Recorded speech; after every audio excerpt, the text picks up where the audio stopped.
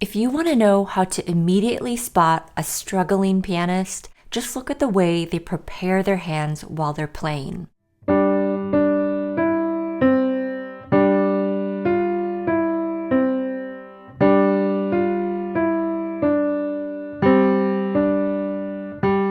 They often don't want to lift their hands off the keys or move or rotate their wrists, and this means they're never prepared for the note or phrase coming up.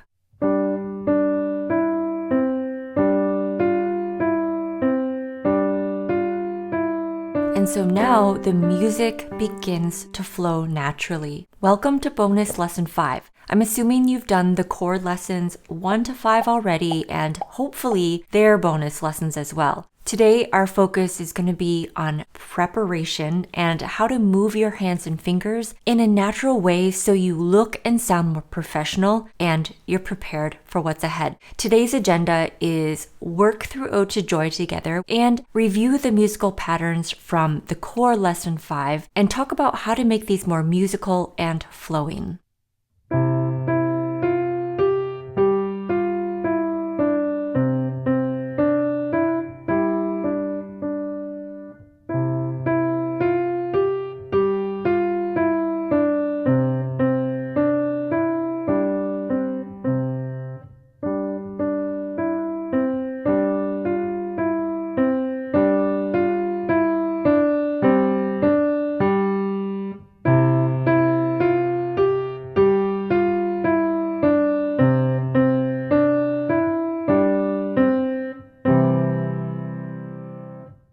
I wanted you to work on this without me first so you could get an idea of where you are in the learning process. How well can you interpret the notes and rhythm without me telling you what to do? Were you able to play with expression? Learning a piece on your own first and then working through it with a teacher sharpens your musical ear. Oh, I didn't even hear myself hold this note for too long. Or I didn't even realize I wasn't paying attention to that slur. And what we work on today, how we approach the piece, can be transferred to any piece that you're learning. So let's set the foundation by doing a quick analysis.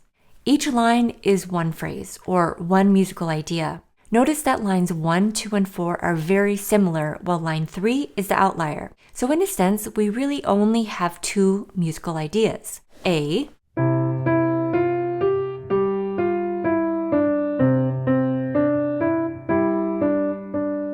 and B.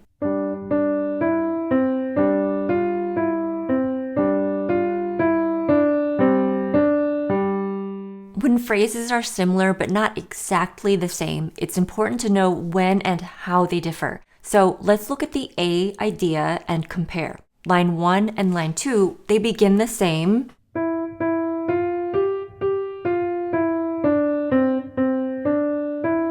But then in the last measure for both of those lines, they differ just slightly. The first line, E, D, D, and the second line is D, C, C.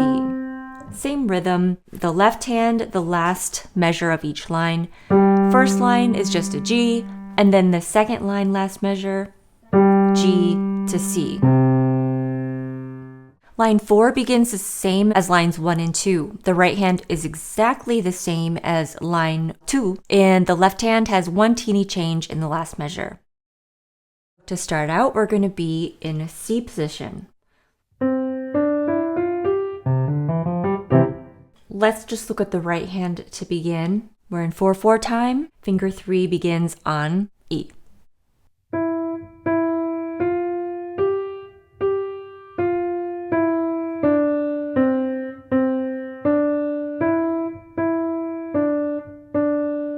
The rhythm is very easy, just quarters and 1/2. Left hand, just whole notes starting on bass C with 5. 1, 2, 3, 4. 1, 2, 3, 4. 1, 2, 3, 4. 1, 2, 3, 4. Let's talk about preparing. The right hand is marked with the slur, the long slur, and so that means that the overall touch should be connected. Legato. However, we do have repeated notes in here, so On the piano, since it is a percussive instrument, really, because there's a hammer that strikes a string inside the piano, we can't do repeated notes exactly legato. So if you have 2 repeated notes, you're going to have to cheat a little bit. You're going to have to steal some time from the first repeated note rather than... And this is preparing. We're preparing for the next note. Down, up, down. So there is a separation there. Up, and then you connect. Here's another repeated. So I had to prepare, repeat, up, repeat, up. Ode to Joy is in a lot of beginners' books. The notes aren't that difficult, but 98% of the time, the first time a student brings me Ode to Joy in a lesson, they play it like this.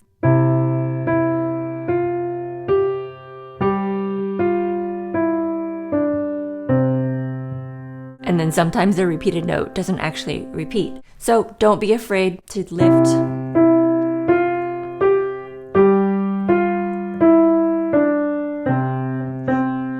The notes in your music are going up and then back down and then back up a little bit. I don't want to get too deep into this because this tends to be a little bit advanced, but you can learn this basic concept. When we play, it's not just our fingers pressing the key by itself. It is attached to your hand, to your wrist, to your arm and shoulder. To get a good tone and to play with ease, we want to think about the weight from our arm and our palm going straight into the playing finger. If I do not move my palm, the weight is always going to stay in the middle rather than over the playing finger. So I want to let my wrist move with the playing finger. You see?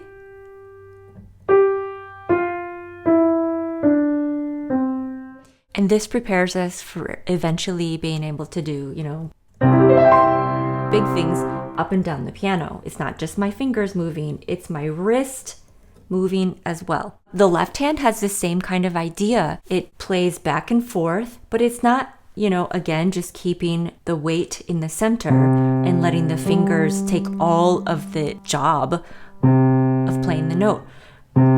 It's here.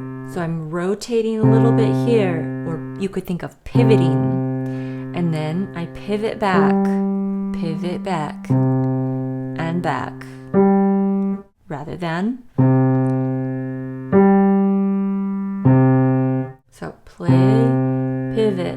And you'll notice that as I'm holding a long note, I'm thinking about where I'm going next. I'm preparing and moving gracefully to the next note. 1, 2, 3, 4. 1, 2, 3, 4. 1, 2, 3, 4. 1. So it's always in motion just a little bit. Let's just go to the third line. Now this is the B section or the second idea. And a warning, the right hand here feels kind of like a tongue twister because we're repeating notes. We're stepping up, stepping down, skipping up. So it's a lot to think about.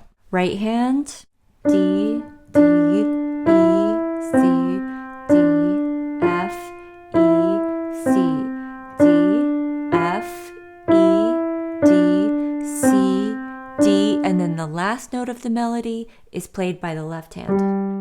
In the same way that we prepared and moved our wrist with the playing finger, you're going to do the same thing. Move. And I swear this will make learning this line easier because you're not just sitting here like a statue trying to remember, what finger am I going to play next? You're letting your body learn these motions. So let your wrist move with your playing finger. And then the last line.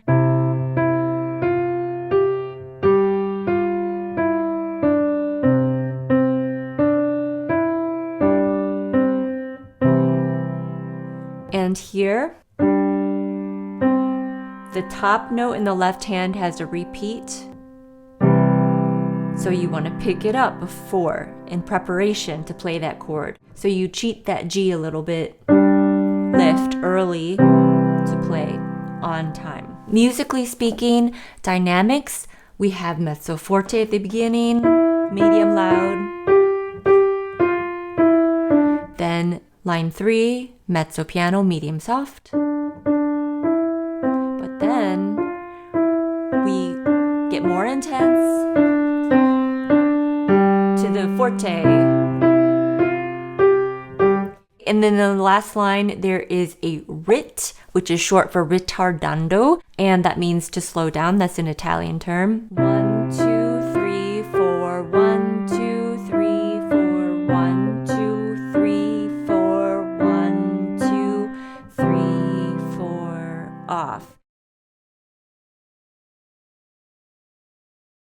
I played musical pattern number 1 in the chord lesson 5, so we're going to skip that for today. For each pattern that I demonstrate, I'm going to play it through first and then offer 1 or 2 pieces of advice just quickly. After you've spent some time on these, I highly recommend using the playthroughs that I do in this video as an actual follow along. So I mean, play them with me. This will highlight any errors or tempo fluctuations that you might unknowingly be doing. It's a great learning tool for when you're learning on your own. Okay, so musical pattern number 2, I'll give you 8 clicks and then we'll begin.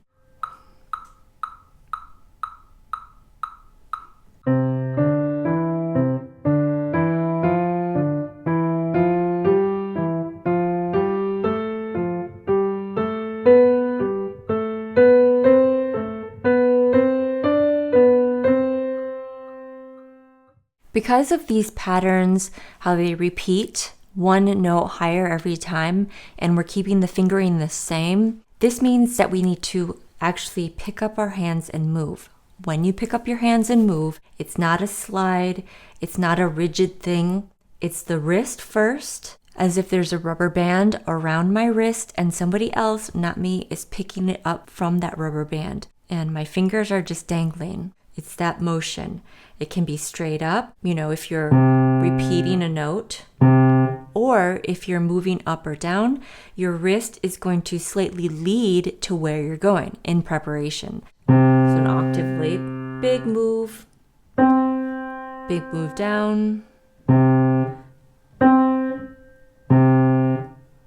This is how we increase our accuracy as well for leaps like this. Our wrist guides us and it kind of memorizes that distance. In this case, lift and down. So on every beat 4 of this exercise, you should have a lift and down. It doesn't have to be big. There's not time for that. Just a little lift. And this assures yourself too that you're staying relaxed. We have to cheat beat 4 just a little bit.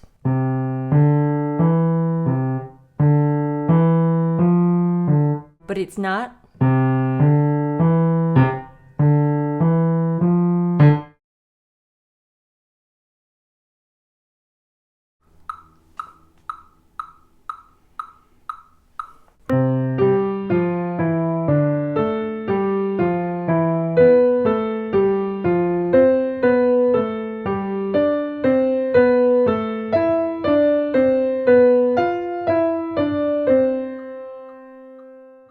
In this pattern, there are no lifts required because we're going to skip finger 4 and go to 5. And this automatically puts us in the new position for the next measure. Skip 2.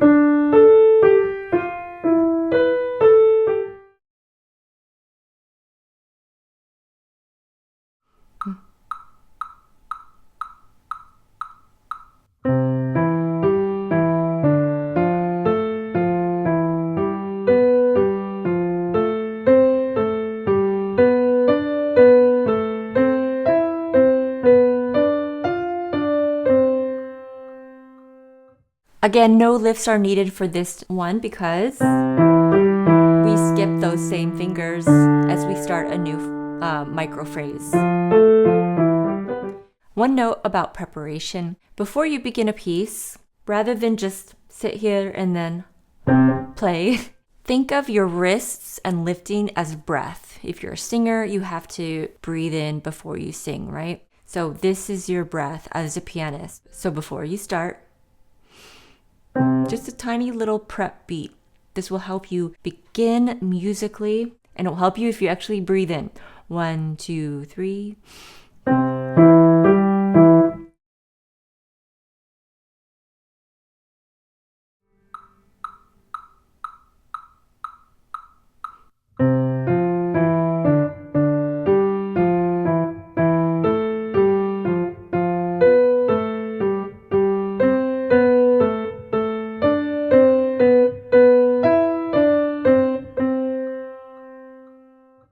As far as shaping this musically, I suggest starting out mezzo forte and then getting softer as you go down.